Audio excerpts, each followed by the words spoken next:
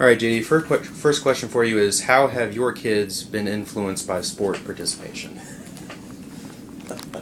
My children. Your children. Oh wow.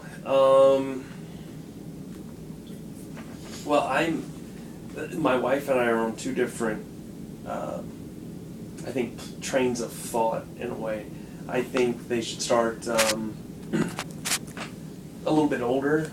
Like my oldest son is about to turn 8, so in my opinion he should be starting now. But my wife thinks they should probably start earlier, and it depends too. But I'm against them starting earlier because it, I guess, the detriment that youth sport could have on them. We think that it's going to teach character and all these things, but it could also do the opposite of that, depending on the coach and the situation, and how competitive the environment is. So it hasn't necessarily been a bad thing that Logan started earlier because we picked the right environments. So we've played Oregon Park baseball when he started playing baseball 2 years ago. We've played soccer. So we've done YMCA soccer, and then we've done one goal soccer, and then we've done upward basketball. So all of those organizations, minus Oregon Park, have been very non-competitive, if you will. And at that age, it's all about building skills and those kinds of things, and confidence, which is something that my oldest son needs. So I think that's one thing that he's gotten out of us choosing kind of the proper environment for him to play in. He has gained more confidence, and more so of late. So this past year, once he's 7 or 8, like I said, that's about when I think they should be starting. It's had a greater effect. So he's gained a little more confidence, not only social confidence, but just in his ability to play a sport. Started riding his bike this year, and I really think that has to do with him being a little bit more successful in sport. Now my 3-year-old, sports affects him because he sees his older brother play it, and his mom plays soccer still, so he wants to be involved. So whatever his brother's doing, he wants to be doing it, or he wants to be playing some kind of sport. So his thing right now is he's going to be a soccer player, so we'll see.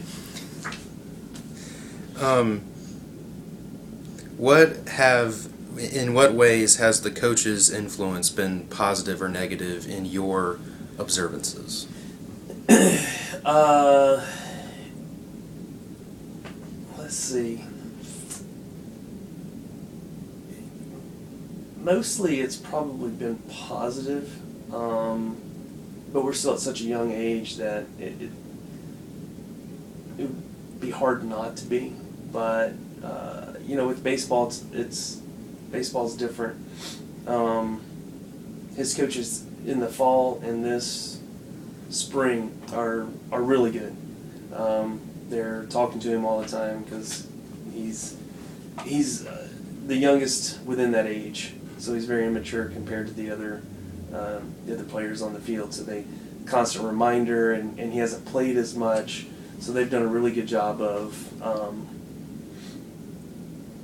keeping his attention and then kind of teaching him the game, which is when he does something really good, they praise him, so it builds him up.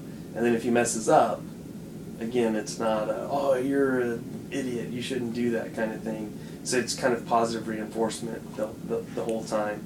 The same thing in basketball. We had a great basketball coach this past season. There was one game when he told Logan before the game, he's like, "You're going to score today." He said, "When you get the ball, you shoot the ball." And as a coach, I probably never would have done that and said, "Hey, anytime you get it, shoot it." But it worked because Logan did score that game, and it was awesome. And so he felt so much better about the game and his ability to play. And so again, it just raises confidence level. I'm trying to think. So one of the other things that coaches asked, at least at our games, was that the score wasn't shown. I mean, they keep score. I'm not against keeping score, but it makes sense not to show the score because then the focus becomes on the game and playing the game and not how many points we have versus what the other team has, which can be distracting, especially to young kids. Okay.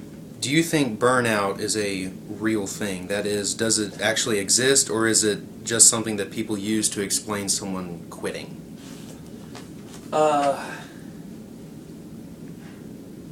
I think both, but I think it's more real than it's not. And it's not new. Because I've run youth sport leagues many years ago, and it was kind of like a bell curve. So you had a few kids playing at that 5-6-year-old age group. So as you went up in age, you got more players. So about age 10, 11, and that kind of peaked, and then it started going downhill. At age 13, 14, you still had a few teams, but once you hit that 15, 16, we didn't have any teams. So I had to really go out and recruit kids to play. So I think there is burnout. Now, I think the difference between when I was organizing youth sport and now is it's a different kind of burnout. One of the things that used to happen, it would be they played a lot of different sports until they were 14, 15, 16, and then they started focusing on that one sport, which I think is okay and it's normal.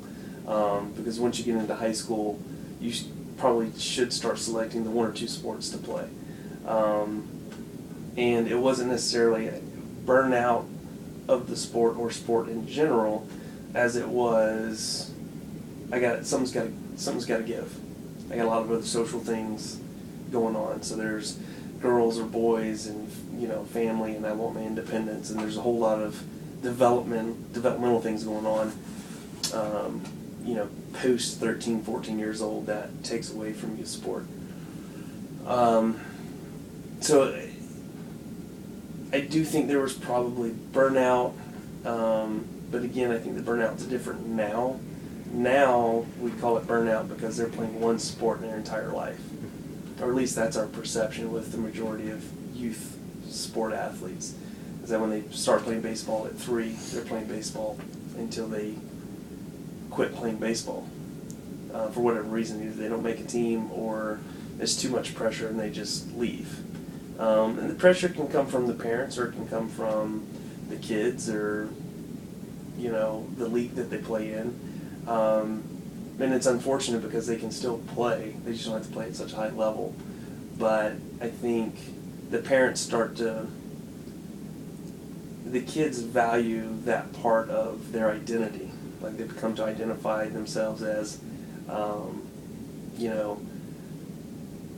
I'm a baseball player, my name is, instead of my name is and I play baseball. So once they have that kind of identity crisis, if you will, it's difficult for them to, I think, maintain that level of intensity very long, especially when they've got so many other things they want to do. Does that answer that? Absolutely. How have sports contributed to maturing your kids?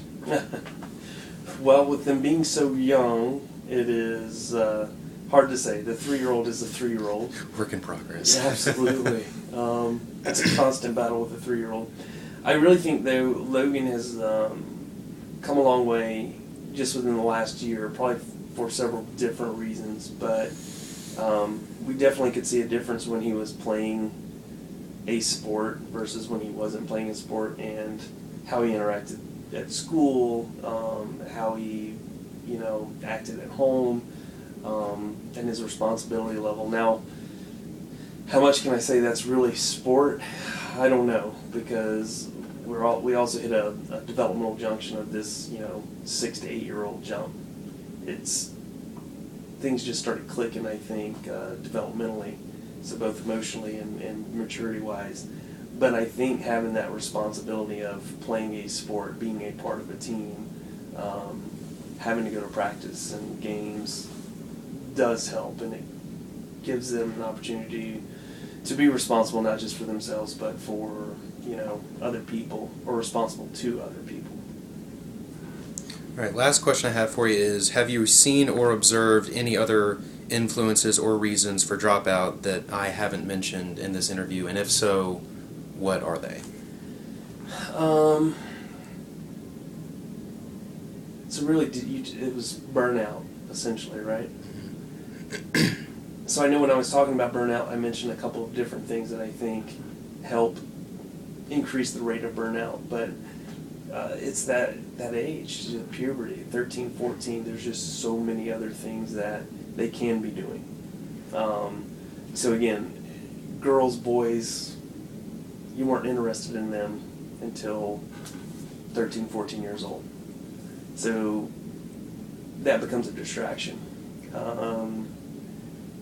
You start getting a little bit more freedom at that age too, I think, as far as parents letting kids do things differently. So whether it's go over to their friend's house for the weekend, or God forbid, maybe they let them start dating, who knows.